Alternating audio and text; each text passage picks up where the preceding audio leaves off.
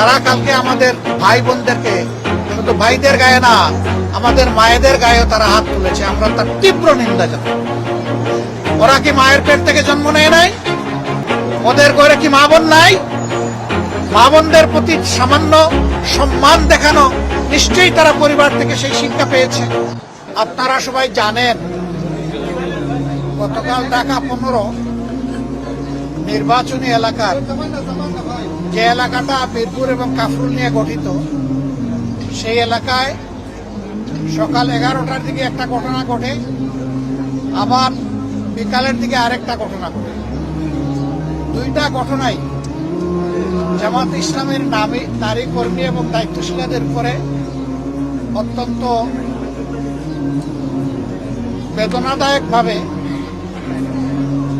বিএনপির লোকেরা হামলা চালায় এবং তাদেরকে আবদ্ধ করেও রাখে। পরে আইন শৃঙ্খলা বাহিনী এবং আমাদের লোকদের উপস্থিতিতে তারা মুক্তি পান। এই জায়গাটায় তারা ক্ষান্ত হয়নি, তারা আমাদের নেতাকর্মীদের উপরে হামলা চালায় দেশীয় অস্ত্র দিয়ে। তাদের মধ্যে অন্তত 16 জন গুরুতর আহত হন। আহতদেরকে চিকিৎসা দেওয়া হয়, তাদের মধ্যে কয়েকজন এখানে ভর্তি আছে। আমরা তাদেরকে দেখতে এসেছি। আর এখানে সব মিলিয়ে 25 জন চিকিৎসা দিয়েছেন। কেন এমনটা ঘটল? নির্বাচনী প্রচারণা ইনশাল্লাহ আগামীকাল থেকে পূর্ণ উদ্যোগে শুরু হবে। আমরা দেশে একটা শান্তিপূর্ণ,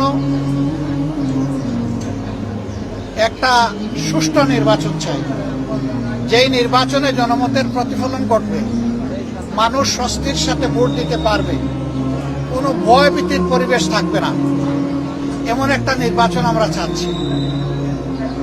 যুক্তির খাতিরে যদি ধরে নেওয়া হয় যে আমাদের দলের কেউ নির্বাচনী আচরণবিধি লঙ্ঘন করেছে, এর জন্য যথাযথ কর্তৃপক্ষ আছে, তারা কর্তৃপক্ষকে বলবেন, কর্তৃপক্ষ তাদের মতো করে উদ্যোগ নেবে এবং আমাদেরকে সেই ব্যাপারে সম্পৃক্ত করবে, আমাদের কাছে জানতে চাইবে।